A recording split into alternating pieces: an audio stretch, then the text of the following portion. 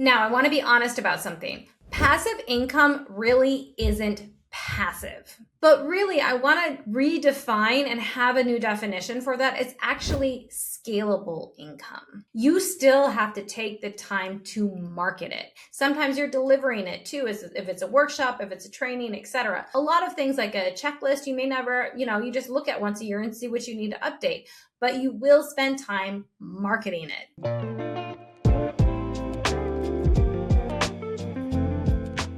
If you're a grant writer and the only way you can make money is by writing grants for clients, then you have hit a glass ceiling because your income is tied directly to how many grants you can write and how many clients you can bring on. But that's exactly why so many grant professionals feel burned out. And here's the most common thing that people talk about in the grant professional when they're scaling their businesses, but we don't hear it in other places. And that is that these grant professionals have figured out how to put in passive income into their businesses. And they're not just writing all the grants all the time. Things like grant trainings, workshops, coaching, consulting programs, and so much more, even hiring support grant writers to do the work as well. Not only do these create additional income, they also position you as a thought leader in your cause area or your geographic area. And in this video, I'm going to explain why passive or scalable income really does matter for grant professionals, how it can actually get you more clients, and share a real case study from a grant professional who built a training program that transformed her business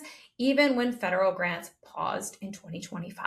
Hi, I'm Holly Rustick, and I'm the host of the Grant Writing and Funding YouTube channel. We help aspiring and seasoned grant writers replace their full-time income on flexible hours, writing grants from home, and scaling their businesses. Let's dive into it today. First, let me say this. Grant writing is an incredible service business. You will always make money. You will always get clients. This is a skill that will serve you for life. You can work remotely. You can help nonprofits make tremendous impact, and you can make money. But here's the reality that many freelance grant writers eventually hit. I have to write grants to get paid, right? And if you're wanting to take vacations or need to take off time for little ones or taking care of loved ones or emergencies pop up, you don't want to have to pause your business because that would pause your income. You don't want it to be dependent on how many grant clients you have, on how many grants you write, and so much more. Even if you're charging well and working on retainers, you will eventually hit a ceiling. When that happens, you have three choices. One, write more grants to take on more clients, right?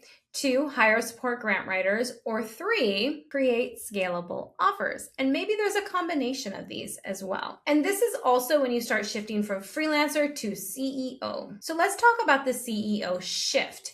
Inside the Grant Professional Mentorship, this is where we really lean into those frameworks. And we talk about how there are multiple ways to scale your grant writing business. And what works for you might not work the same for somebody else. Like, you want to find what works for you and your circumstances, your passion, your interest, and so much more. Some people build grant writing agencies and hire a bunch of grant writers. Some people just build boutique services. Like, we have one student who is actually just helping nonprofits get started. So she has a rinse and repeat system. She can easily do that. She can also outsource some of that.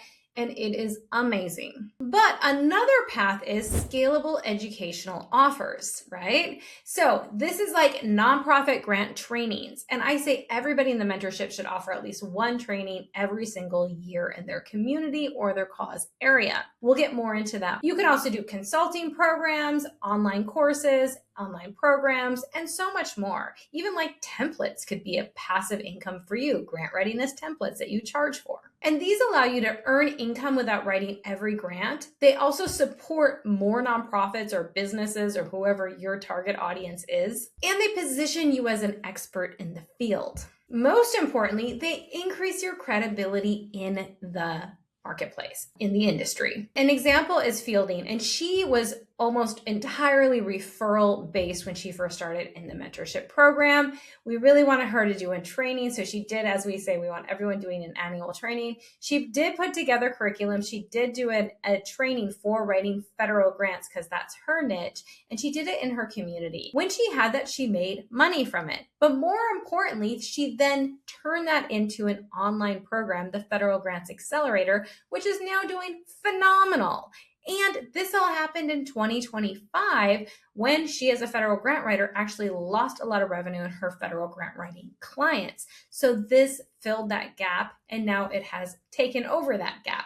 So now she has more choices in her business, and she's not just relying on writing grants, but now she's actually going, you know what? I like teaching this even better. And I'm able to serve even more and more people. She didn't even have a website before she started this. You don't need to have everything in place, but you do need to have some idea and you need to have some income so you can start this. We'll go into more detail. The thing is that training often leads to more clients as well. This is something many grant writers don't realize. When you teach, you attract more clients. So now Fielding is attracting more clients too in the federal space because she has found her niche, not just in writing grants and serving a few clients, but in being a well-known name, now all over the internet, where she is known as the federal grant writing guru. So it is so important that this will also help, and that brings in more clients, right? So she's not just dependent on maybe some referrals and that sort of thing, but now online business will attract other people looking for a federal grant writer as well. When you have a training, when you have a passive income, when you have anything that you can highlight, right, as your passive income, that is a training, it could be a checklist, it could be a program, it could be a workshop, it could be a webinar. Like when you have these types of things, you're also seen as the expert in the room. And that is fantastic. So your training then becomes a lead generation for your grant writing services. So it's this whole cycle that is absolutely amazing. This is how many consulting businesses actually grow, because they're not just staying here and then burning out their referral leads or warm leads, but they're building cold leads in a very expert credibility way that attracts people to them on potentially even a lower than their regular grant writing services budget. So people get to have the three things that are so important. Then they know you, they like you, they trust you. When they have those three things, now they're interested in investing more with you. Let's also talk about how thought leadership builds your reputation. For example, my book, The Beginner's Guide to Grant Writing, it has helped me build more credibility. So in the room, I'm also, oh yeah, she wrote the book too, right? Like she wrote the book. That helps position me as the go-to grant writer that people want to hire. There's more credibility. There's more authority as well in the field because I have this source of passive income. And it brings me money every single month. Like it's in universities all over the world. It's in nonprofits all over the world. It's on Amazon. So it's an easy place for people to go find it. And it just builds up that credibility factor as well. Now, I want to be honest about something. Passive income really isn't passive. But really, I want to redefine and have a new definition for that. It's actually scalable income. You still have to take the time to market it. Sometimes you're delivering it too, if it's a workshop, if it's a training, etc. A lot of things like a checklist, you may never, you just look at once a year and see what you need to update.